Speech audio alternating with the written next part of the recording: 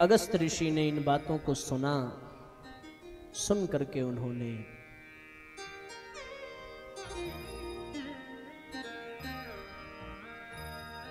प्रश्न किया कि भगवान, आपकी बातें सुनकर के मन और भी अधिक जानने को उत्सुक हो रहा है, आप कुछ और बताइए।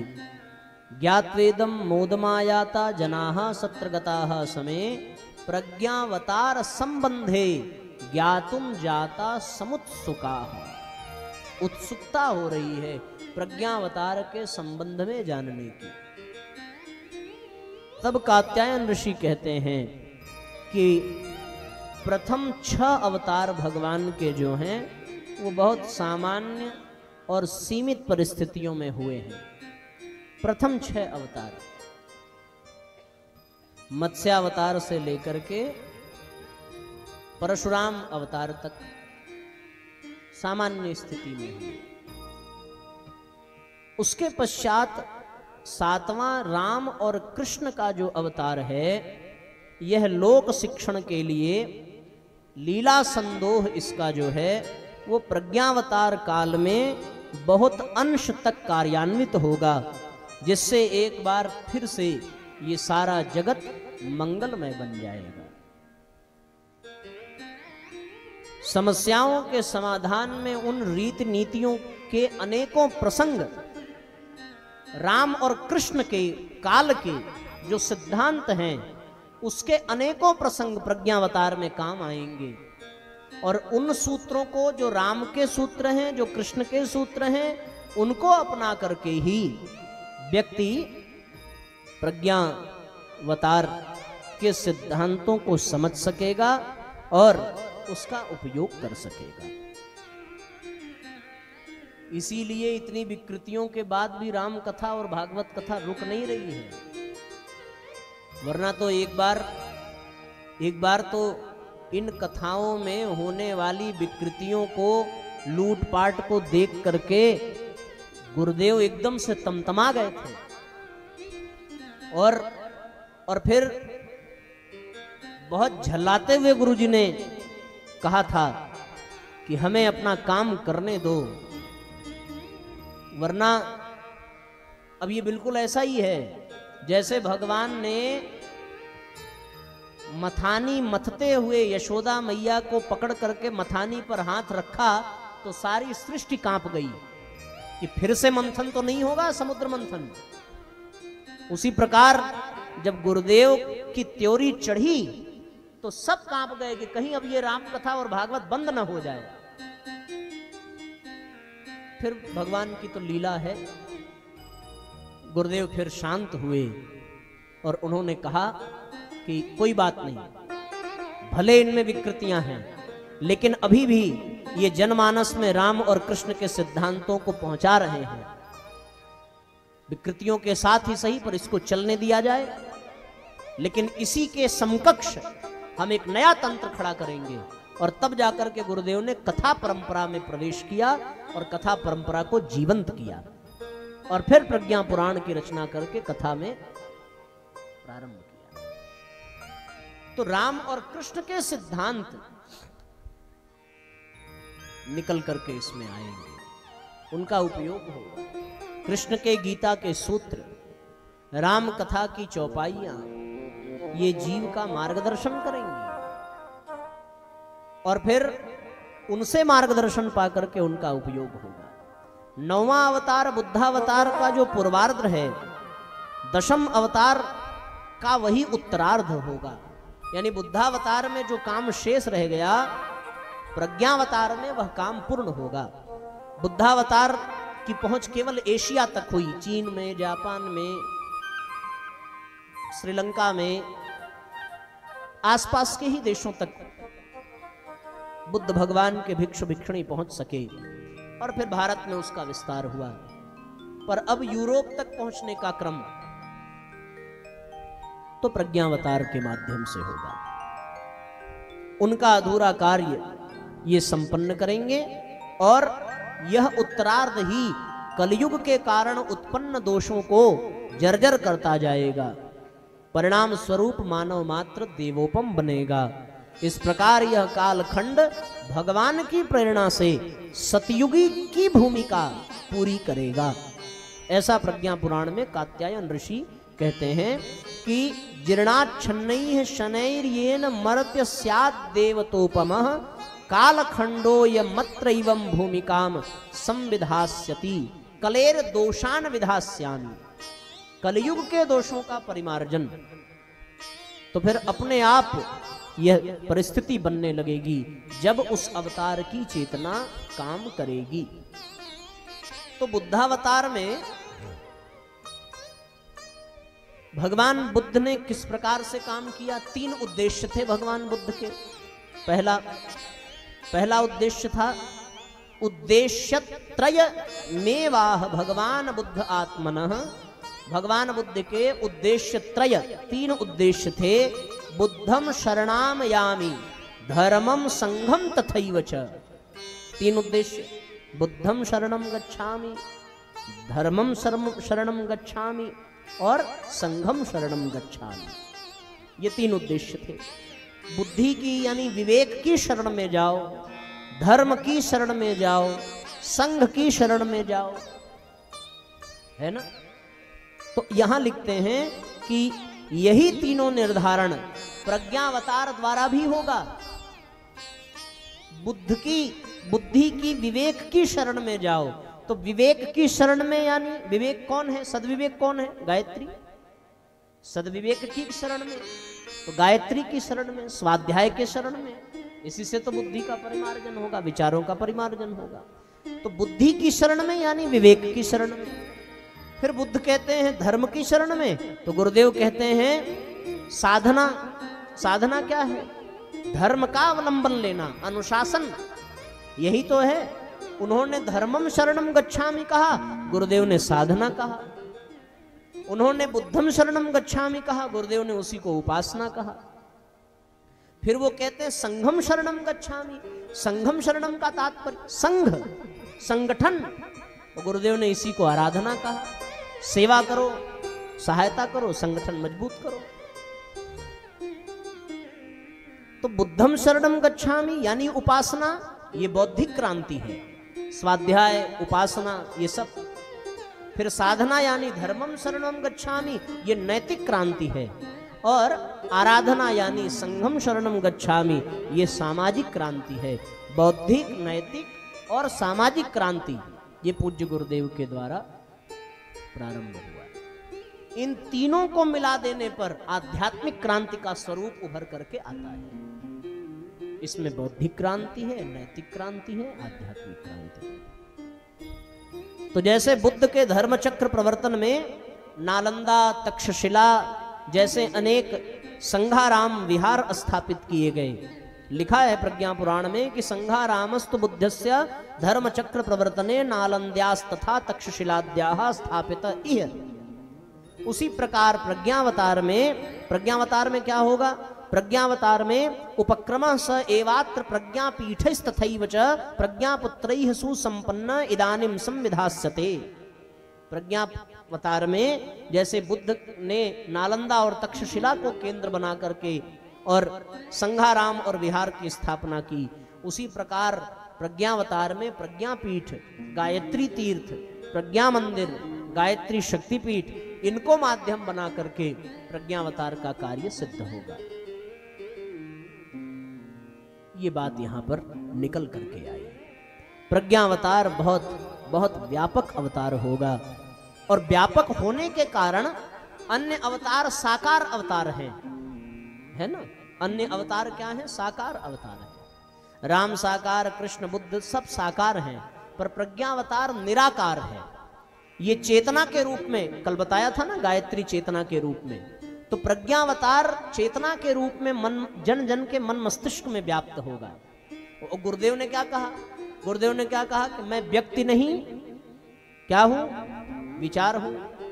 व्यक्ति का तो आकार है, पर विचार का कोई आकार नहीं होता। तो गुरुदेव आकार से निराकार होने के लिए ही तो सूक्ष्मीकरण साधना में प्रवेश कर रहे थे। सूक्ष्मीकरण साधना हुई तो वही साकार गुरुदेव निराकार प्रज्ञावतार के रूप में प्रकट हो गए और विचारों के रूप में जन जन के मन मस्तिष्क में व्याप्त हो रहे हैं। अब चाहे वो राजनीति का क्षेत्र हो, चाहे वो धर्म का क्षेत्र हो, चाहे वो कला का क्षेत्र हो, चाहे वो उद्योगपतियों का क्षेत्र हो, चाहे वो प्रतिभा का क्षेत्र हो, हर क्षेत्र में गुरुदेव के विचार के अनुसार उन क्षेत्रों में नेतृत्व करने वाले उभर करके आ रहे हैं। आप राजनीति क्षेत्र में भी देखें, आप धर्म जगत में भी देखें कैसे परिवर्तन हो रहा है, आप उद्योग जगत में भी देखें। अब बड़े बड़े उद्योगपति समाज के कल्याण में अपना पैसा लगा रहे हैं और इसका वो प्रदर्शन भी नहीं कर रहे हैं। मैं आपको बताऊं, पिछले 7 वर्ष में बॉलीवुड के एक एक्टर हैं, अभिनेता हैं, पिछले 7 वर्षों में उन्होंने 72 करोड़ रुपए का सहयोग समाज को दिया है। 7 वर्ष में कितने का सहयोग? 72 करोड़ रुपए का। और ये बात किसी को नहीं पता है। अगर ये प्रचार प्रसार किया होता तो पता चलता, लेकिन ये बात कहीं नहीं है और किसी दूसरे ने इस बात को प्रकट किया। 72 करोड़ रुपए 7 वर्ष मात्र। और वो अभिनेता कौन है? आप सब जानते हैं, वो कोई और नहीं है। कौन है? अक्षय कुमार। उन्होंने इतना बड़ा योगदान दिया। ऐसे बड़े बड़े धन पशु समाज के हित में अपने धन का बहुत बड़ा अंश समर्पित कर रहे हैं। तो बड़े बड़े उद्योगपति। और अब आप देखिए कला के क्षेत्र में भी किस प्रकार प्रज्ञावतार प्रभावित कर रहा है। अब की जो फिल्में हैं वो फालतू नहीं बन रही हैं। अभी कौन सी पिक्चर आई? छावा। महापुरुषों की जीवनी पर आधारित। अब बॉलीवुड में भी, सिनेमा में भी ये परिवर्तन आ रहा है। महापुरुषों की जीवनी पर आधारित पिक्चरें बन रही हैं। रानी पद्मावती पर बना पद्मावत। अब ये उनकी अभी दुर्बुद्धि है जिसमें कुछ विकार हैं, सो उनको ठीक करने के लिए जन आंदोलन हो रहा है। ये देखिए कितना बड़ा प्रभाव है। और जन आंदोलन के प्रभाव से वो विकार मिट रहे हैं। अभी रानी पद्मावती का चरित्र दिखाया, फिर छावा के माध्यम से वीर शिवाजी के पुत्र संभाजी का चरित्र दिखाया। अभी एक जो है महावतार मूवी आई। सिनेमा की हम बात कर रहे हैं कि कला जगत में भी प्रज्ञावतार का प्रभाव बढ़ता जा रहा है। और महाअवतार में नरसिंह भगवान के अवतार और प्रहलाद के चरित्र पर पिक्चर बनी है। ये अभी 1-2 महीने की हम डिटेल्स आपको दे रहे हैं। कैसी कैसी पिक्चरें बन रही हैं। देश प्रेम को जागृत करने वाली पिक्चरें अब बन रही हैं। अब अश्लीलता का परोसना पहले की अपेक्षा कम हुआ है बॉलीवुड के द्वारा। ये सुधार की प्रक्रिया है। और मुंबई जैसे स्थान पर गायत्री अश्वमेध के द्वारा जो ऊर्जा उत्पन्न हुई है, अब उस ऊर्जा का यह प्रभाव हो रहा है कि गायत्री चेतना उस अर्थ नगरी में भी, महानगरी में, माया नगरी में भी ऐसा प्रभाव दिखा रही है कि अब अभी आप देखो एक और पिक्चर आई जिसमें अश्वत्थामा का कौन सा है, अमिताभ बच्चन ने किया है ना अश्वत्थामा का। वो ये एक आई थी जिसमें अमिताभ बच्चन जी ने अश्वत्थामा की उसके पात्र को निभाया है। क्या नाम है वो? पिक्चर उच्चर नहीं देखते क्या आप लोग? हम नहीं देख पाते हैं तो आप हमारी व्यस्तता तो देखा करो भाई। अच्छी अच्छी पिक्चरें हैं। कौन सा था उसमें?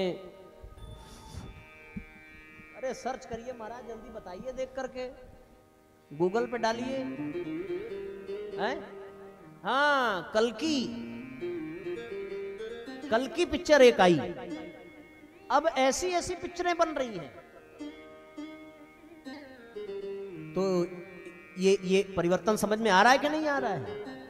अब अच्छे अच्छे गाने आ रहे हैं, देश प्रेम पर गाने आ रहे हैं अच्छे अच्छे। अब पहले की तरह फूहड़ गीत नहीं आ रहे हैं। अब ये हम आपको ये प्रमाण इसलिए दे रहे हैं ताकि आप श्रद्धा पूर्वक ये स्वीकार कर सकें कि प्रज्ञावतार हो चुका है और उसका कार्य प्रारंभ हो चुका है। अब धर्म जगत में परिवर्तन आप देखिए, अयोध्या का निर्माण हो गया, काशी का निर्माण हो गया, मथुरा पे काम चल रहा है धर्म जगत में। पाश्चात्य जगत में भी अभी इंडोनेशिया में, क्षमा करना, सऊदी अरब में भगवान का मंदिर बना, सऊदी अरब में। अब सनातन धर्म का प्रचार प्रसार हो रहा है, ये जान लीजिए। अब अराजक तत्वों की चाल नहीं चल रही है। हमारे उत्तर प्रदेश में तो एकदम नहीं चल रही है, हर हर योगी हर हर मोदी। वहां तो एकदम भगवा वस्त्र भगवा रंग फैल रहा है।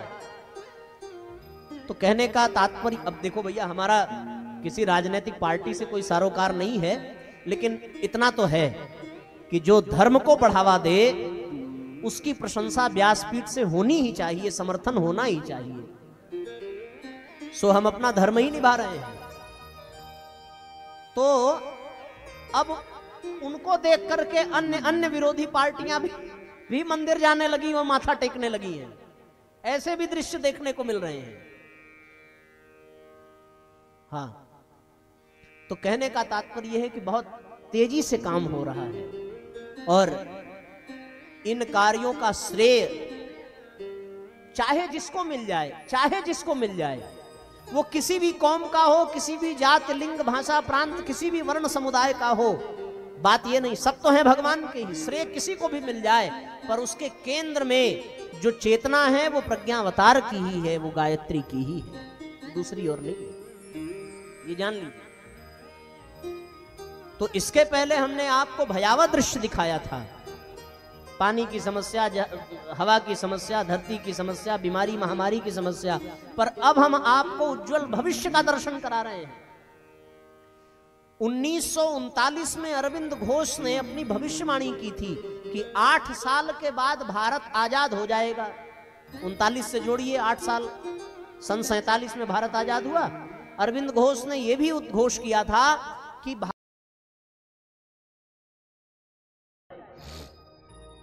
लेकिन आगे लिखते हैं कि चिंता करने की कोई बात नहीं है, एक ऐसी दिव्य शक्ति जागृत होने वाली है भारत में ही, जो आने वाले समय में, बहुत कम समय में भारत को जगत गुरु बना देगी। ऐसी शक्ति स्वामी विवेकानंद ने अपनी भविष्यवाणी में कहा है कि मैं साक्षात देख रहा हूं कि जगह जगह माता के मंदिर बन रहे हैं, जगह जगह ज्ञान के रथ टहल रहे हैं और भगवान के दूत इतनी तेजी से कार्य कर रहे हैं कि उसके लिए आज से ही सारी दुनिया को भारत का ऋणी हो जाना चाहिए। ये भारत पूरी दुनिया का मार्गदर्शन करेगा, भविष्यवाणी। आनंद स्वामी बड़े सिद्ध संत हुए, उन्होंने कहा था कि भारत के आजाद होने के पश्चात 24 वर्षों के बाद, क्या कहा था, भारत के स्वतंत्र होने के पश्चात 24 वर्षों के पश्चात एक दैवीय संस्था प्रकाश में आएगी। प्रकट मतलब जन्म लेगी ऐसा नहीं कहा, उन्होंने कहा था कि दैवी संस्था प्रकाश में आएगी और उसके प्रभाव से यह भारत फिर से सारी सृष्टि का नेतृत्व करेगा और फिर से सारी दुनिया को मार्गदर्शन करेगा। तो देखो दिख रहा है कि नहीं, कोविड में सारी दुनिया में, कोविड वाली दवाई कोवैक्सीन, हाँ, कोविड शील्ड और कोवैक्सीन सारी दुनिया में भारत के द्वारा भेजा गया। रसिया का इतना भयंकर युद्ध चल रहा था, भारत के हस्तक्षेप करने पर, नेतृत्व में रसिया ने युद्ध को समाप्त किया। और फिर यूक्रेन का जो युद्ध चल रहा था, भारत के राजनीतिक हस्तक्षेप से वह युद्ध भी समाप्त हुआ। और इस समय भारत अमेरिका की नकेल कसने में लगा हुआ है। हाँ, झुकने वाला नहीं है भारत। अब भारत बदल रहा है, बहुत जल्दी दुनिया भारत की शक्ति को देखेगी। अब भारत किसी के दबाव में आने वाला नहीं है। हाँ, अब ऐसा नहीं है कि हम शांति वार्ता करेंगे, अब तो घर में घुस के मारेंगे और मार करके दिखाया। दुनिया की बड़ी सी बड़ी शक्ति सोचती रह गई और भारत वो काम कर गया। क्यों? क्योंकि अब भारत बदल रहा है, अब दुनिया बदल रही है और उसका नेतृत्व भारत कर रहा है। संस्कृति का सूर्योदय हो रहा है, भारत भविष्य का आधार बन रहा है, ये जान लीजिए। हाँ, एक भाषा, एक संस्कृति, सारी सीमाएं समाप्त हो जाएंगी, सब एक हो जाएंगे। अलौकिक समय आने वाला है। इसलिए साथियों, जीवन में प्रज्ञावतार का यह दिव्य प्रभाव जब अगस्त्य आदि ऋषियों ने सुना तो वो बहुत आनंदित हुए और नारद जी तो करताल बजा करके झूम झूम करके नाचने लगे। आह प्रभु, इसका मतलब दुनिया पर अब संकट ज्यादा दिनों तक नहीं रहेगा, अब दुनिया बदलेगी। अब भारत जाग गया है, और भारत जाग गया है तो सारी दुनिया को जगाएगा। इसलिए पर ध्यान रहे, भारत की जिम्मेदारियां बहुत बड़ी हैं। पूज्य गुरुदेव ने कहा, किसी भी राष्ट्र का सच्चा धन उस राष्ट्र के चरित्रवान नागरिक होते हैं। चरित्रवान नागरिक, वह नागरिक जिनका चिंतन, जिनका चरित्र श्रेष्ठ होता है, उस दिन दुनिया जो है श्रेष्ठ बन जाएगी। तो हम सब लोगों को अपने चिंतन, अपने चरित्र को श्रेष्ठ करना होगा, प्रज्ञावतार की चेतना से जुड़ना होगा। और प्रज्ञावतार की चेतना से जुड़ने के लिए, जैसे बुद्ध की चेतना से जुड़ने के लिए बुद्धम धर्मम संघम शरणम गच्छामि का क्रम था, उसी प्रकार प्रज्ञावतार की चेतना से जुड़ने के लिए उपासना ही वो माध्यम है जब हम उस चेतना से जुड़ सकते हैं। और उपासना करने के योग्य हम बनेंगे, इसके लिए साधना जरूरी है। बिना साधना के उपासना की पात्रता मिलेगी नहीं। और साधना हम करें और उस साधना में कोई विक्षेप ना हो, इसलिए संस्कार जरूरी है। संस्कार से ही साधना की मनोभूमि बनती है, और साधना से ही उपासना की पृष्ठभूमि बनती है, और उपासना से ही युग चेतना प्रज्ञावतार की चेतना से जुड़ा जा सकता है।